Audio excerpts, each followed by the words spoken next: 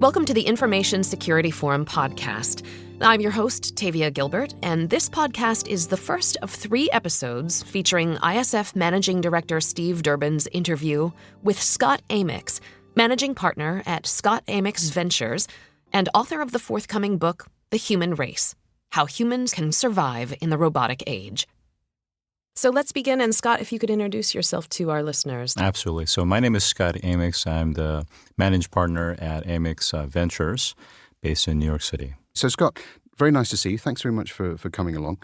You have a very interesting background, and certainly our listeners are going to get to understand very much more about you as we go through this particular session. But I wanted to start just by highlighting that you are a committee member for the World Economic Forum for the Future of the Internet. The Internet of Things being something that you're regarded as being one of the leading authorities on. Perhaps you could explain what Internet of Things actually is and the impact that it is having in terms of the way that we live today. Thank you, Steve. One point of clarification is that I was nominated to the committee, so that's one. In terms of the question around the Internet of Things, it is one of those buzzwords, much like blockchain and cryptocurrencies, that's fairly circulated in society today. I think the way I would explain Internet of Things is in the context of larger, broader convergence of technologies within Fourth Industrial Revolution. Generally, these exponential technologies do not necessarily work in a standalone fashion. They work in convergence with others. So in the case of Internet of Things, the real value isn't just being able to quantify or provide data on inanimate and animate objects, but it's the ability to then take that data, the 3 different V's of data, and then be able to actually analyze it, not just historically, but from a forward-looking perspective with predictive and prescriptive analytics.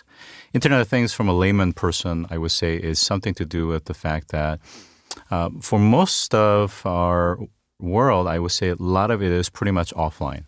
And it is literally digitizing things around us, everything from soil to being able to ascertain the weather conditions to even objects that we're sitting or touching or interacting with on a daily basis. And as our environment becomes alive, and I hate to use this analogy of the Matrix, in many ways, the environment, the 3D vector environment, as we, the primary actor, move about this geospatial location, becomes alive, and it starts to give us information and data. And that has huge implication not only from an operational efficiency and preventive maintenance, but also just society, that which we'll get into as well.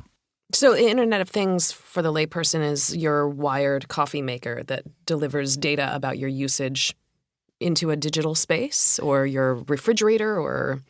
Yes, it could be just about anything, from your water bottle that has a smart cap that measures how much volume of water you're drinking and whether you're hydrated, to a mouth guard in your mouth as an athlete that can actually detect things like your heart rate, your moisture dehydration level, as well as impact level, to the sensors within the cars, autonomous vehicles and public transportation, to the kinds of things that we're investing into, startups and technologies that are enabling walls, windows, and surfaces to become alive and measure and detect and capture data. Can we assume that will be ubiquitous and that everything will be wired in the Internet of Things soon?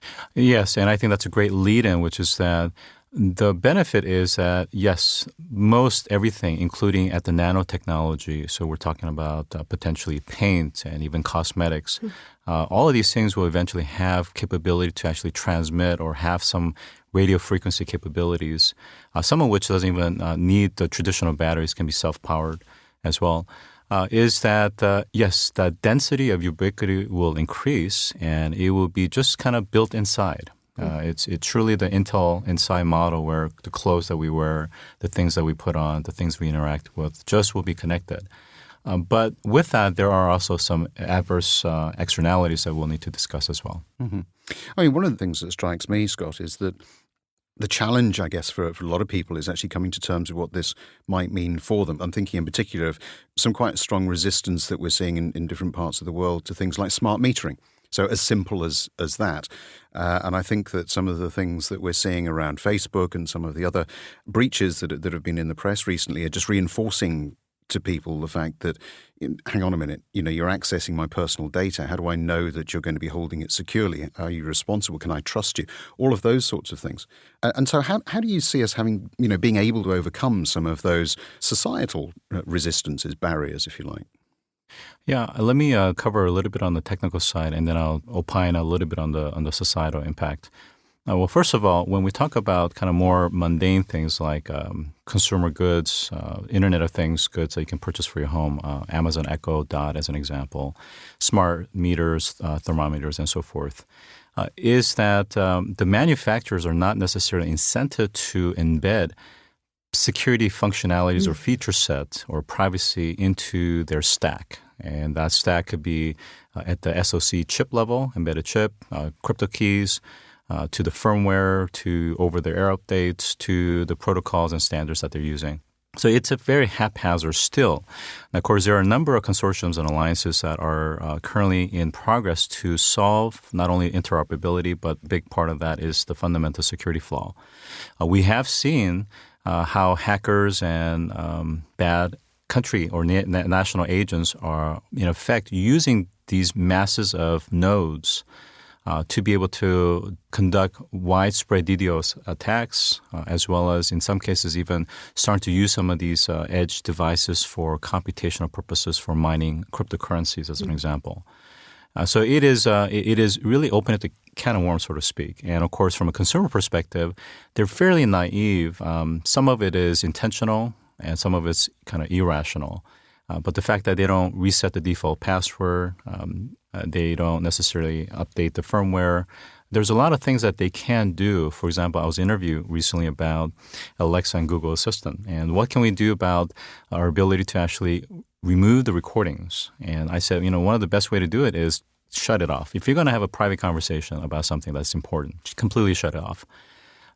Because if you think that you're a room away and you think that you're not being recorded, you are. You potentially could be. There is a lot of noise, but with enough filtering and algorithms, you could signal process that and be able to ascertain potentially damaging information about you. You can actually see the script or the narration that's being recorded on these systems. And of course, their position, whether it's Google or Amazon, is that we need to teach our machine learning systems and we need to ingest all this data. But the fact is, everything that it's not just about some transaction about I need to reorder toilet paper. It's that conversation. It's that heated conversation. It's that very private matter that's happening in the home and now actually in the businesses. So that was another interview that I did recently about Alexa for Business as well as Cisco products that's coming into the business where now it's going to be listening to your meetings. Now, of course, there's a lot of benefit to automating video conferencing workflows, automating meeting setup and facilitation note-taking. But it just means that you really have to watch what you're saying and what you're doing because at any given point, you are giving off data and you're just a walking set of metadata and people are going to be using it and we have no idea how they're going to use it. Which brings up the topic of GDPR, which has been ratified 2 years ago, but now it's really becoming full effect as of May 24th. So there are counteracting forces, but at the same time, you still have the consumer, and the consumer is still fairly intentionally ignorant for all purposes. And what that means is a big brother approach from the European Commission and adoption within the U.S. isn't necessarily going to protect you per se. So the thing is, if they want to access your information, they still can. They have ways to do that. Now, later tonight, I'm going to be talking about more advanced topics like homomorphic encryptions and pairing of ecliptic curves and even dash to some extent with the private send as an example. But the point is that there are technologies that can help secure some of these things, but there is no perfect solution.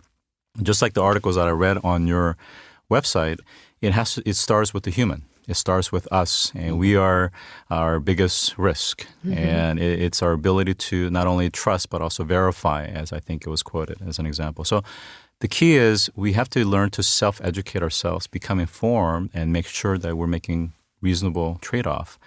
And if we are not clear about the traceability, including through forms of different blockchains and DAOs, we have to make sure that we become responsible agents and making sure that not only stewards of the organizations that we work for or the interactions that we have with others, but we need to make sure that we also have security in mind as just a way of thinking. You raise an interesting point about self-education, self-learning. And for me, there is a dilemma. Because on the one hand, we have the manufacturers of devices whose intent is to make it as easy as possible for the end user. And so that means staying away from complexity, staying away from touching perhaps on issues of security and so on. And yet, on the other hand, as you rightly point out, all of these devices are out there potentially listening. And so if you do want to have the private conversation, you do need to understand how to switch these things off. And therein, for me, lies the dilemma. The vast majority of people are probably still unaware. When we look at home routers would be a good example. The advice from a security professional would always be change the password on the router as soon as it's been installed, because it'll be a factory setting, and change it to something that's memorable, or at least change it. And if necessary, write it down and put the password in your safe or somewhere that where you can access it. Yet very many people don't even understand that. So when we start talking about, self-education, where do we start? My own view is that it's probably a generational thing. It will come through from the schools and so on. But that means it's going to take a very, very long time. So how can we fast-track that? Well, first of all, I'm originally from Silicon Valley, and one of the things that certainly millennials and those that are somewhat technically apt is if you look at their phones or their laptops, one of the first key is going to be that they'll put a sticker or something that covers the camera, because that any, including government agencies, can access your machines, in some cases even if it's powered off. So just being mindful and being aware of that. And if you're going to be taking a shower, there are people that actually watch YouTube in the shower, as an example. And you'd be surprised you're actually broadcasting information that you may not be aware of. So really being mindful to separate the devices from certain activities and just making sure you have some distance around that. I just want to interject and say the listeners can't see my gesture, but when you say even when it's off that we can be recorded, that's dismaying to me. I think most people would never imagine that. Well, there's a little bit of a kind of a secret in the sense that you have In-Q-Tel as well as DARPA and these kind of military or government-led initiatives that are 10, 20 years ahead. So many of the commercialization or the things that we take for granted today, were really researched and developed and funded by the government 10, 20 years ago. And part of that is In-Q-Tel is a good example. A lot of these entities will also put capital into companies like Uber and other companies, not just for commercial return, but they want to make sure there is a way to have backdoor access to be able to get data into the masses. So that's something that's a constant conflict between the likes of Apple and the government and, of course, privacy hawks and so forth. That was the first part of our conversation with Scott Amyx, managing partner at Scott Amyx Ventures and author of the forthcoming book, The Human Race: How Humans Can Survive in the Robotic Age. We hope you enjoyed hearing his perspective on the future of the Internet of Things. Be sure to catch our next episode, which will feature part 2 of our interview with Scott, where we delve into the topic of artificial intelligence and the future of the global economy. And, of course, to find more resources and information on the Internet of Things, and to hear more conversations with ISF Managing Director Steve Durbin on a host of helpful topics, please visit securityforum.org.